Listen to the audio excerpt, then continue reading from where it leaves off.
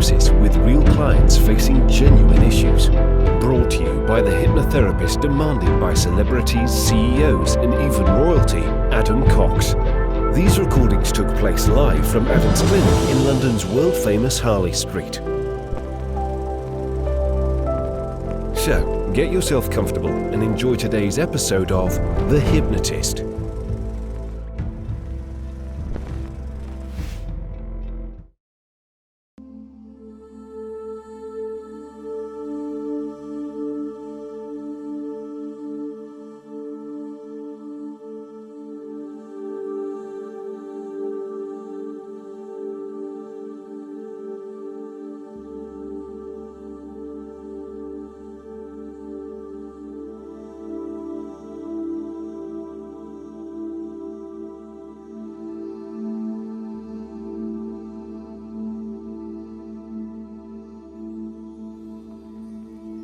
Okay, so I want you to take a deep breath in. And on the out breath, I want you to just relax those eyelids. As you breathe in, I want you to imagine that you're breathing in a sense of relaxation. Breathing in relaxation and breathing out tension. And with each and every breath, I want you to imagine that the deeper you breathe, the more that relaxation is spreading throughout your whole body. And I want you to scan your body for any feelings of tension that perhaps could exist around the eyes, around the forehead, around your neck and shoulders, perhaps arms, legs.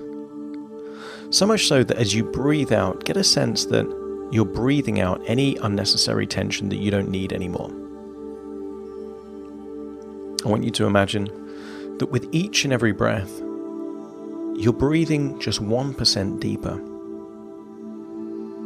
And perhaps, because you're breathing in a sense of relaxation, you're able to relax all parts of your body that are involved in breathing. Even imagine that your nostrils are starting to relax. Your windpipe starting to relax. Your lungs and the muscles around your chest starting to relax. Even the diaphragm. Your whole body is relaxing, so you're able to take incrementally deeper breaths with each and every breath. And I want you to imagine that you're in the most comfortable chair that exists. And I want you to imagine that the door is open and you're able to breathe clean, fresh air. I want you to imagine as you breathe in the clean, fresh air, that the feeling of clean, fresh air filling your lungs makes you feel relaxed, deeply relaxed. I want you to imagine that you're breathing in fresh air, and that as you breathe out, I want you to imagine that anything in your body that is no longer needed is being exhaled. I want you to imagine that any tension, any stress, any anxiety, or in fact, anything unresourceful, as you breathe out, is leaving your body. With each and every breath, you're going deeper and deeper relaxed. And I want you to imagine that with each and every breath, different parts of your muscles are going deeper into a state of positive relaxation. I want you to focus on the muscles around your eyelids and around your eyes. Breathe in relaxation, fresh, clean air, and feel that any tension is being let go. Let go and leaving your body in your outward breath. As you breathe in, focus on the muscles in your forehead, breathing in relaxation and breathing out any tension, any stress. Focus on the muscles around your neck and your shoulders, breathing in relaxation and breathing out any unnecessary tension. With each and every breath, feel that is happening incrementally around each muscle group around your arms all the way down to your fingers. Breathing in relaxation, breathing out tension. Focus on the muscles in your legs, feeling loose, heavy. Breathing in relaxation, breathing out any tension, any stress, any anxiety.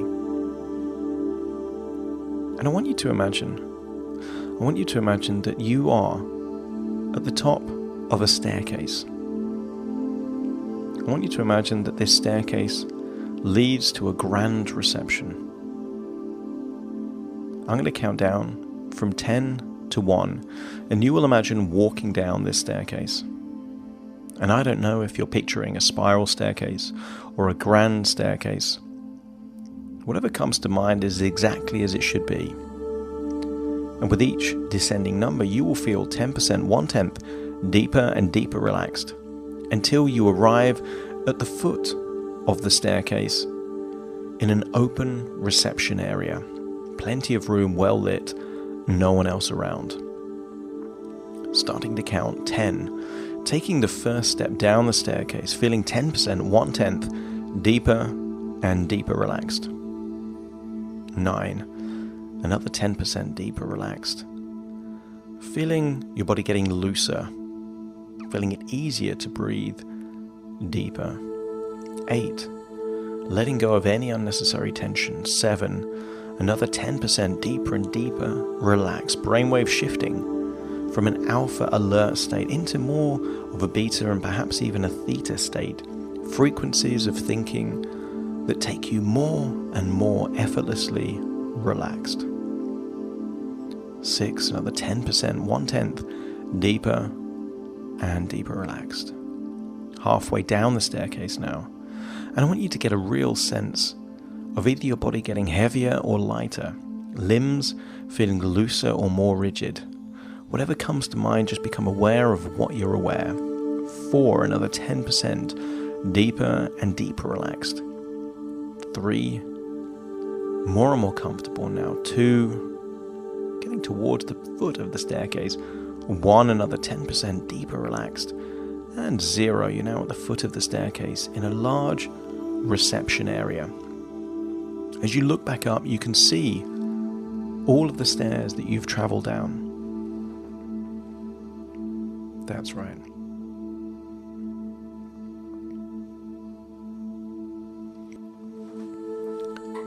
I want you to walk to a door in this reception, and this door will lead you to an empty room.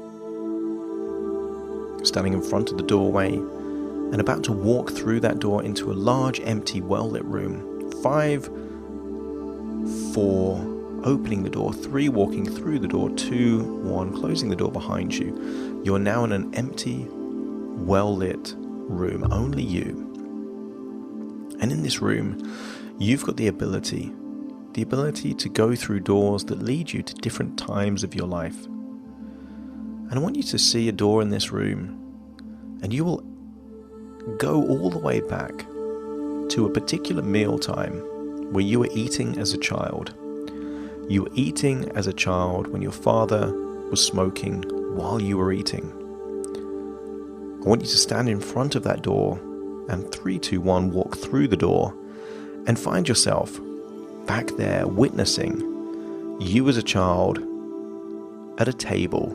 Your father is in the room and you can see that he's smoking. Perhaps right now you can smell the smell of that smoke.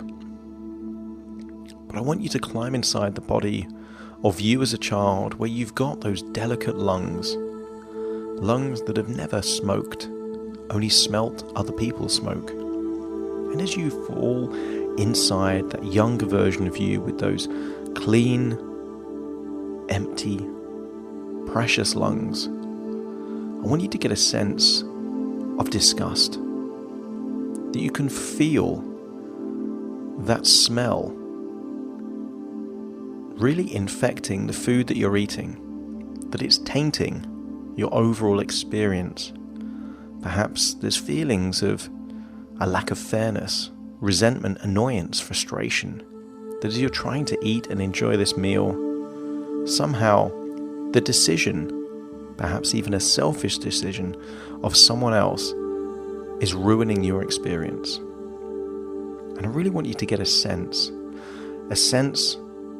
that this is not right. It's not pleasant. At some level, you might even say it's disgusting. And when you can access that feeling of disgust, all I want you to do is to take a finger and a thumb and just pinch it together. At the moment where you feel the peak level of disgust crawling up your nose, infecting the food that you're eating, just squeeze a finger and a thumb together to really anchor that sense of disgust as it creeps up your nose. I want you to climb up out of that version of you, leaving the child there, feeling that somehow this was not right. But there was a positive there.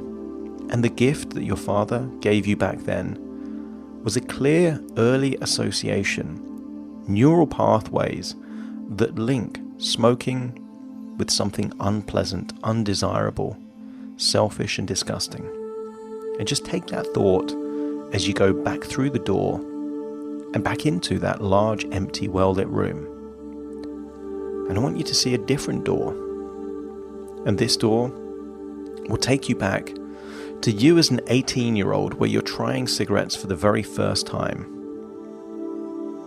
3, 2, 1, walking through the door, and you're now there, seeing yourself as an 18-year-old. Perhaps you remember exactly where you were at that time where you tried smoking for the very first time. Maybe there were friends there. Maybe there was a sense of pressure. Maybe it was private. But I want you to see the facial expression that you didn't really want to do it. And maybe there's a packet, maybe there's cigarettes, maybe there's matches or a lighter. And I want you to see what you were doing, but more importantly, I want you to climb into that version of you at 18 years old. I want you to light that cigarette and do exactly what you did back then. And just remind yourself of the very first experience of smoking. Fully associate into that memory. See what you saw at the time, feel what you felt at the time, taste what you taste, smell what you smell, and really associate into the very first experiences of what smoking does when there is no dissonance, when there is no addiction, where there is no conditioning, and there is no anything other than how your body reacts to the behavior of smoking. And when you do that, when you take that breath, that lungful of smoke, I want you to notice truly how your body feels about smoking. And if you do feel anything undesirable, disgust, a feeling of sickness, something unpleasant, I want you to squeeze that finger and thumb together to really connect something physical with the overall biological association between you and smoking. That's right. I want you to get an overall sense that your first experience was the only true experience that you've ever really had. Because this is before the expectancy of how you were meant to behave in a certain career or profession, before nicotine had started influencing and distorting neural pathways and thought patterns. This is the true experience of what smoking really is. And again, try the second one. Really associate into those unpleasant experiences. Feel that it's scratching away at your lungs. That already in those very first few breaths, that tiny residues of tar are starting to clog up the very things that allow life to exist. Associate into that feeling of disgust. Pinch your finger and thumb together. Link into that feeling of disgust. And it's time to leave that place. I want you to get up out of that version of you. Leave the 18-year-old version of you. thinking that was a true experience of smoking. Go back through the door, find yourself back in that large, empty, well-lit room. I want you to go back through a door now, and I want you to go back to a particular occasion where you were working in a studio, perhaps bored, perhaps chatting to maybe a sound engineer, someone at the studio, maybe a studio manager, who are insisting that you smoke, maybe putting a certain amount of pressure on you, telling you it's good for your career, telling you it's good for your voice. See that happening, climb into that version, and I want you to really experience that you're doing something reluctantly. You're doing something because of external pressure. This wasn't an intrinsic choice, but this was created from other people for their own ends, their own motives. Get an overall sense that because this was being pushed on you, perhaps there was enough associations between you doing something and the neural pathways linking what the nicotine was doing in terms of releasing certain neurotransmitters and feelings inside the neural circuitry of your brain. And that was enough for you to create a level of dissonance. And it occurs to you that this was learned behavior, and anything that can be learned can be unlearned. That you learn to associate smoking with certain places, certain contexts, certain triggers. Because it was never the case where you smoked all the time. You smoked within certain contexts. And now what I want you to do is to leave that experience, but just take away the knowledge that smoking for you is contextual. It's not permanent. So you are not a smoker. You just occasionally smoked in certain contexts. Go back through the door, find yourself back in that large, empty, well-lit room. And what I want you to do now is I want you to go through a door where you see a distant future. Because in order to reach what's known as the threshold point, the point where enough is enough, the point where the straw really does break the camel's back, I want you to go through a door that takes you to a future. But it is not a desirable future. This is a future where you are about to hear some news from a doctor. And I want you to go into that doorway and find yourself witnessing you sat down in front of a doctor. Perhaps he's wearing a white coat. Maybe there is a stethoscope wrapped around his neck. But I want you to get an overall sense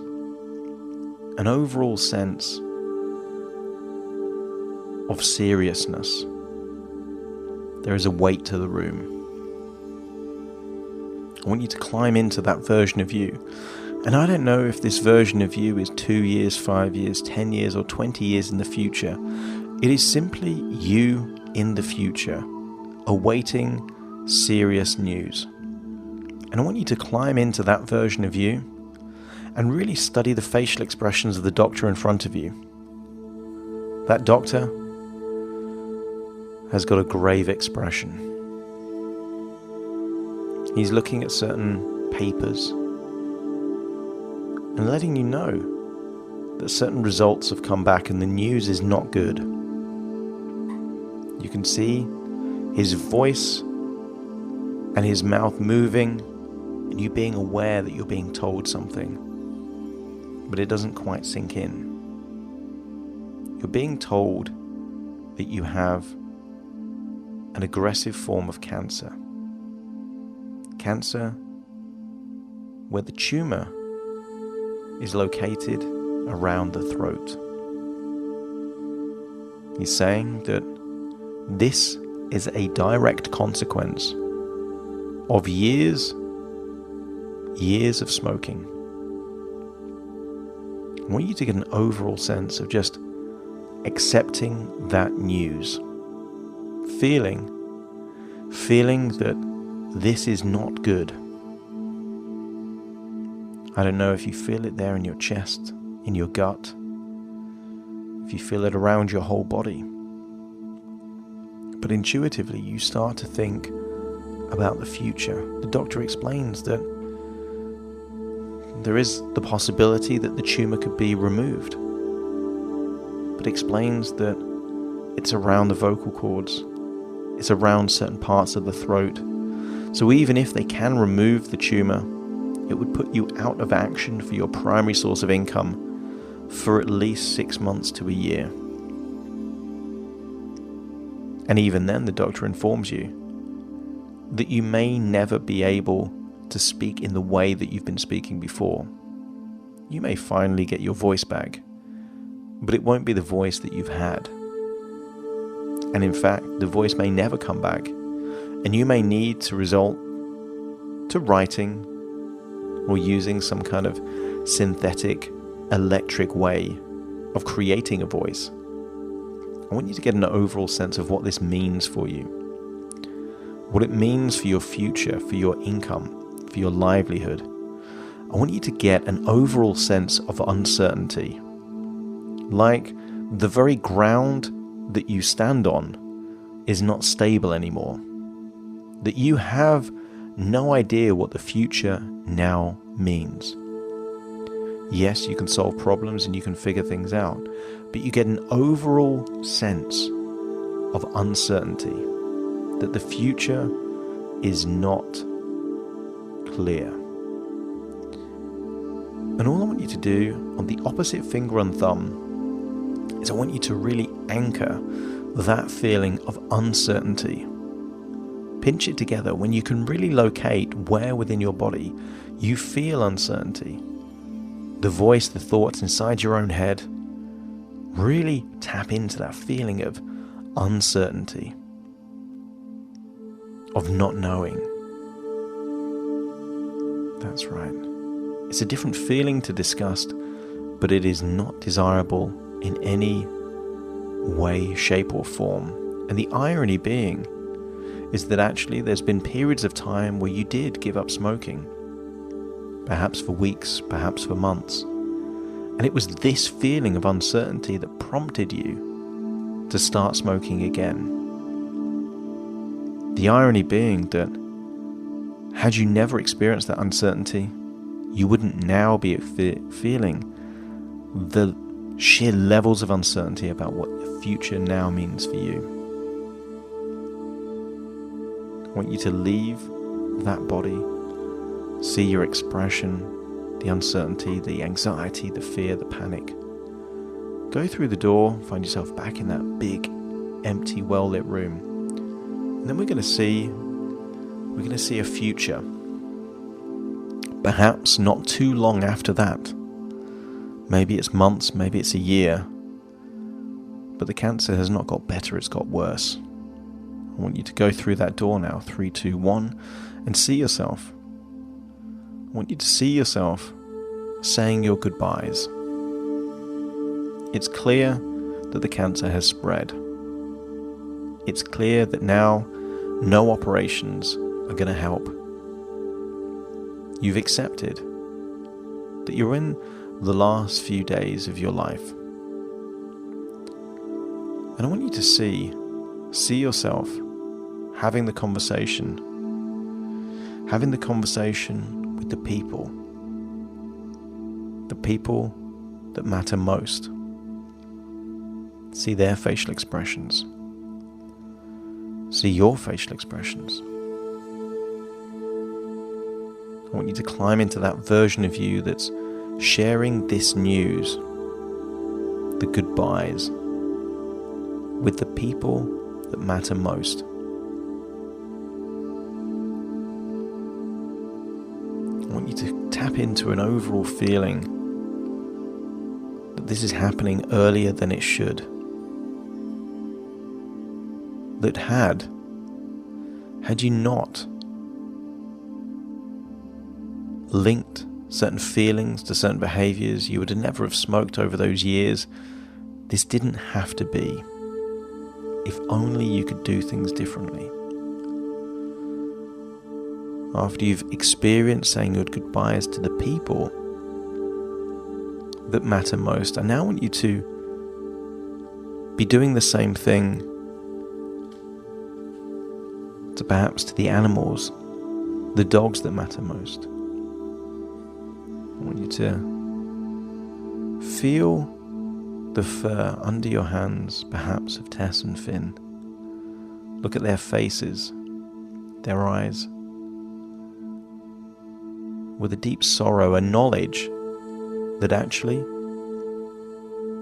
you won't be there for them for much longer.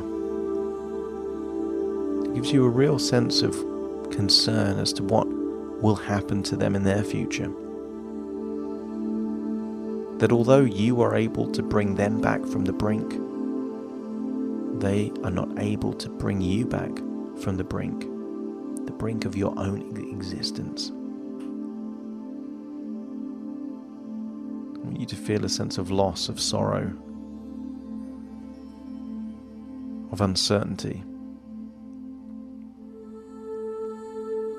I want you to reach a point known as the threshold point. The point where you would feel that you would do anything to do things differently. And when you reach that point that if only you could go back in time, make one important decision that would create a chain of events that would take your future in an entirely different direction. If you reach that point, I want you to just let me know by saying the word yes. That's right. And that's all I needed to hear, because now you're going to leave that body. You're going back through the door, back into that room. And back in that room, you are the version of you that you are right now. But you're going to go into a different present.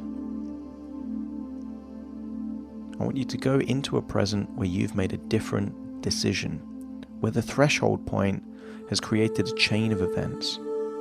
As you go through the door, I want you to see yourself as if you're seeing yourself just a day from now. You see yourself waking up, but instead of taking the dogs out and going through the normal ritual of perhaps smoking maybe 2 or 3 cigarettes, that simply isn't happening. I want you to see yourself with a sense of freedom.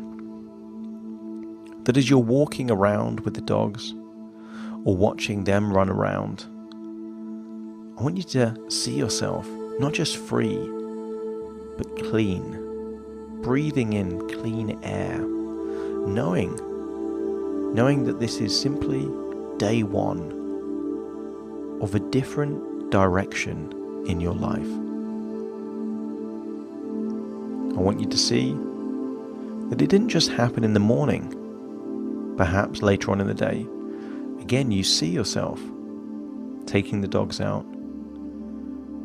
and there is no cigarettes, no smoking, just you enjoying the company with Tess and Finn, enjoying breathing fresh air, perhaps drinking a bottle of clean, clear water,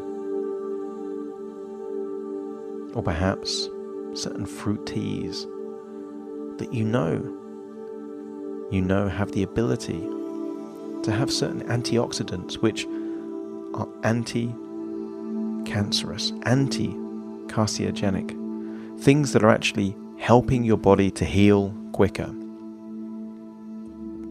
I want you to imagine that this just doesn't happen for a couple of days. This happens for weeks. I want you to see maybe 2 weeks in the future.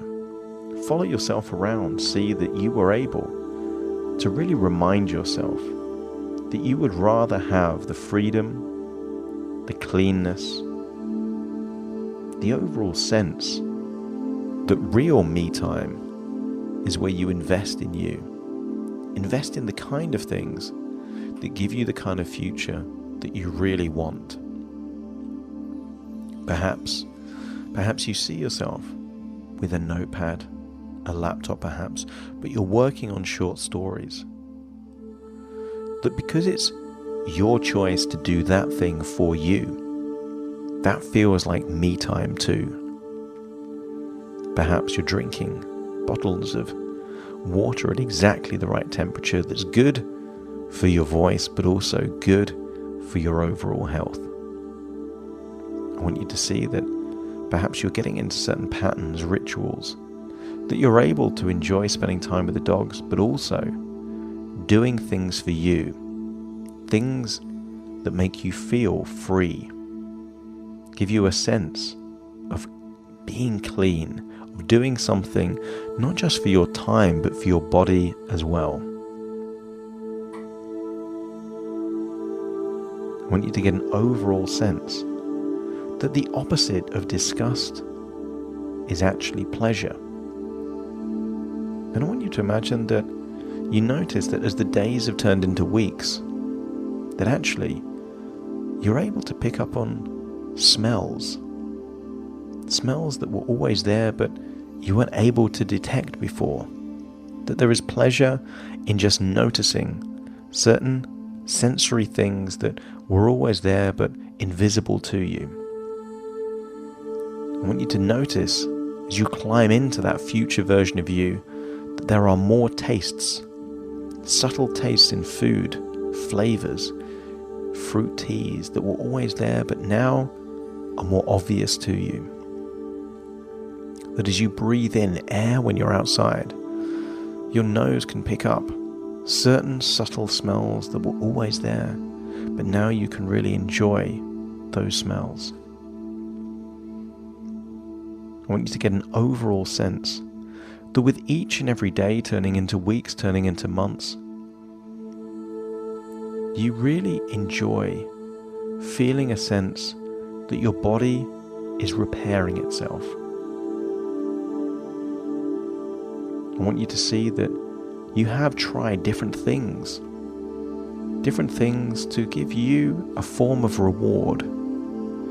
Maybe it's choosing the music you want to hear. Maybe it's taking time just to meditate. Maybe it is having different varieties of fruit teas or different waters. Or maybe it's exercising, the creative part, that different hemisphere of the brain, where you can come up with your own original stories that you could easily turn into audiobooks that could be downloaded, that could give you a whole different sense of security, certainty, that you're not relying on the whim of other people. And if this future looks like a desirable future, a future that you're there for the people, but also the animals that matter most in your life, just let me know by saying yes. That's right. And now I want you to imagine that you're seeing yourself there in a comfortable chair, looking out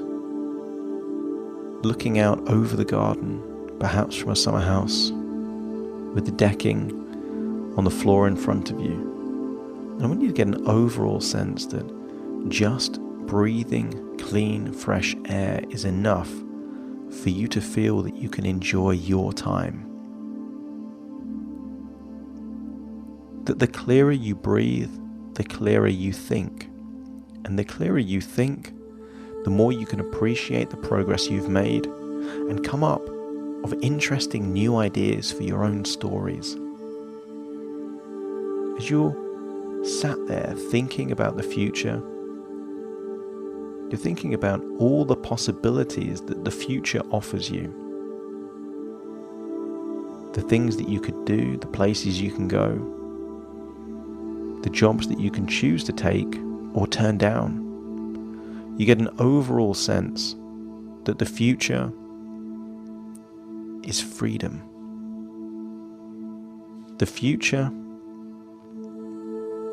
isn't about trying to find pockets of time in someone else's schedule.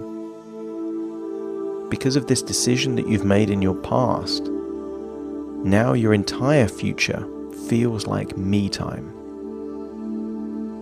You've reached a point where perhaps because of different sources of income, you can say no to any project you don't want to do, which means all work is a choice, which means your entire future is freedom.